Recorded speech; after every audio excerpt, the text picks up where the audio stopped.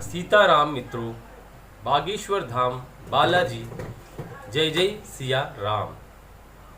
मित्रों, आज मैं जो इस टॉपिक पे बात करने आया हूँ वह टॉपिक है कि हम लोग भगवान का सिमरन क्यों करते हैं और पूजा पाठ आखिर क्यों करना चाहिए और करने से क्या प्राप्ति होती है। देखो, अगर आप पूजा पाठ कर रहे हो और आपकी इच्छा है कि मैं ये मनोकामना के लिए पूर्ण करने के लिए मैं पूजा कर रहा हूँ, मैं अपने इस दुख के लिए पूजा कर रहा हूँ, या फिर मुझे प्रतिदिन किसी तरह की कष्ट होती है उसके लिए पूजा कर रहा हूँ, तो देखो, आप सबसे पहले ये जान जाओ कि पूजा जो है, पाठ जो है, वो सिर्फ इच्छाओं की पूर्ति हेतु नहीं की जाती है।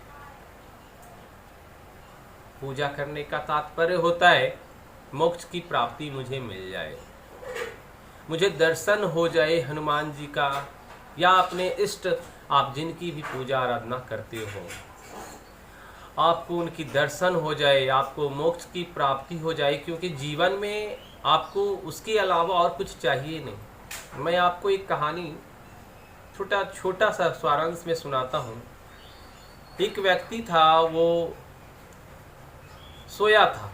अभी मैं आपको सोया बता रहा हूँ। सोया था, देह हाथ ऐसे करके अकड़ा हुआ था और वो पड़ा हुआ था। एक मित्र आया और आकर उससे कहा उसके कान में कि तुम्हारी जो है वो लॉटरी लग गई 1 करोड़ रुपए की।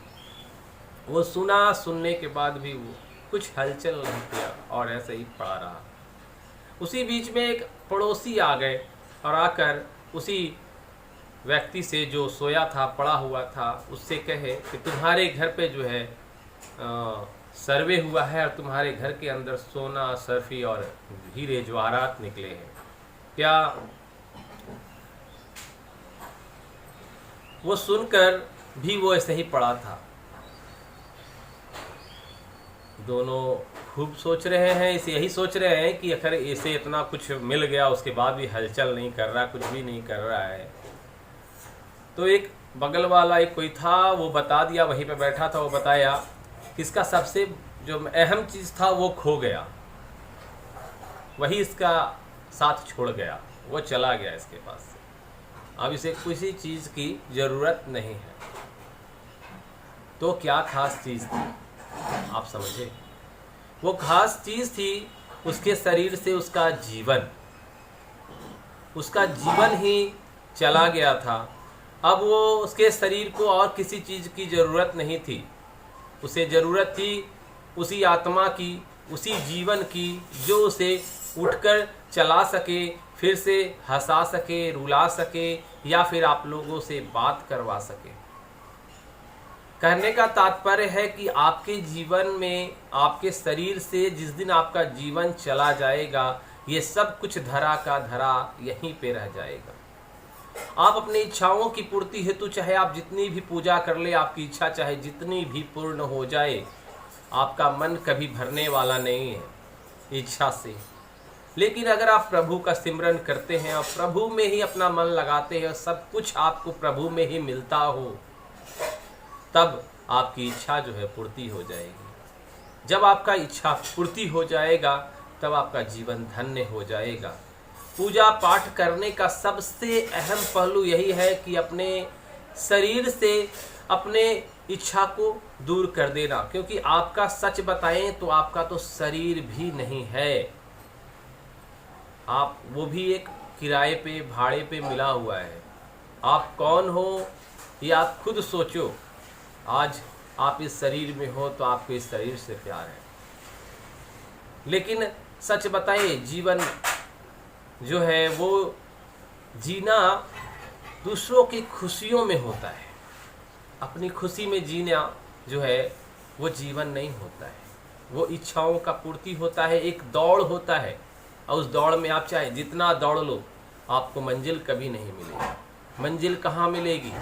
उसी ध्यान में, प्रभु के ध्यान में, ईश्वर की आराधना में, सच्चा मन करने पर, दूसरों की सेवा करने पर, वो आपको जो है मोक्ष की प्राप्ति के निकट ले जा सकती है। आपको पूजा पाठ, सेवा भाव वो सब कुछ अच्छा लगेगा जब आप इच्छा को मार के पूजा पाठ करते हैं। आप हमेशा इस विषय में पूजा नहीं करें कि हमें इस इच्छा की पूर्ति हेतु आप कर्म कर रहे हैं, अपना मेहनत कर रहे हैं, 2 पैसे आप कमा रहे हैं, उसे संयोग करें, संयोगे उससे आप अपनी इच्छाओं का पूर्ति करें। छोटी मोटी इच्छाएं पूर्ति होते रहती है, जिनकी जैसी अभिलाषा उनकी इच्छा पूर्ण तो होती ही है, मगर इच्छा क्यों इतना बढ़ाए जिससे कि आपका जीवन जो है वो कष्ट में हो जाए। एक समय आता है जब जीवन को बचाने के लिए अपनी सारी धन दौलत लगा देते हैं, तब भी वो नहीं बचता, और वही धन दौलत कमाने के लिए अपने जीवन को पूरी तरह से आग में झोंक देते हैं।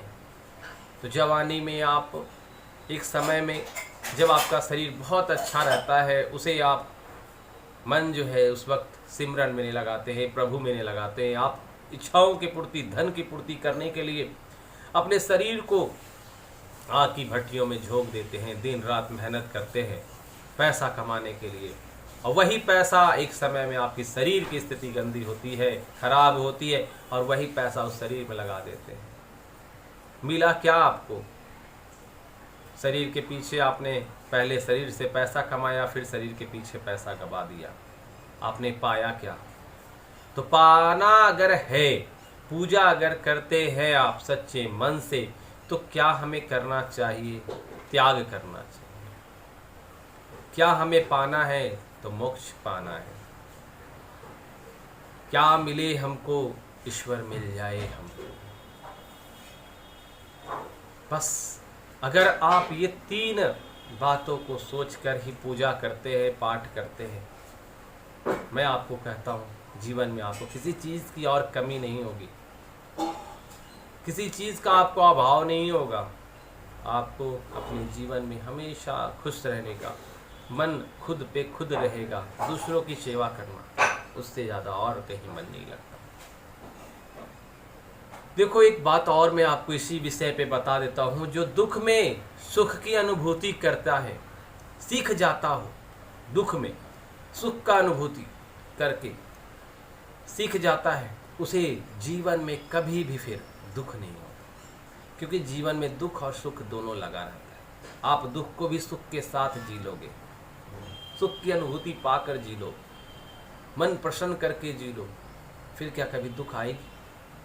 क्योंकि दुख के बाद क्या आएगी? सुख आएगी। सुख में तो हर कोई सुख में रहते हैं, जी लेते हैं, दुख में जी लो सुख में, सुख के साथ। देखो जिंदगी सरल हो जाएगी, हमेशा सुख में हो जाएगी।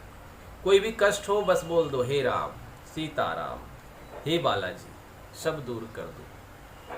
फिर तो जीवन में कष्ट आया है तो जाएगा ही, मगर फिर हम अपने दिमाग को इधर उधर क्यों दौड़ाएं? प्रभु में ही लगाएंगे, सेवा करेंगे। विचलित होने वाली भी कोई बात नहीं होती है, सब कुछ समय पर ठीक हो जाता है। प्रभु का अगर सिमरन है, प्रभु का साथ है, सब कुछ ठीक हो जाता है। तो बस आज के लिए इतना ही, आगे इसी विषय पे फिर से बात करेंगे। जय जय सिया राम, जय बागेश्वर धाम, जय बालाजी।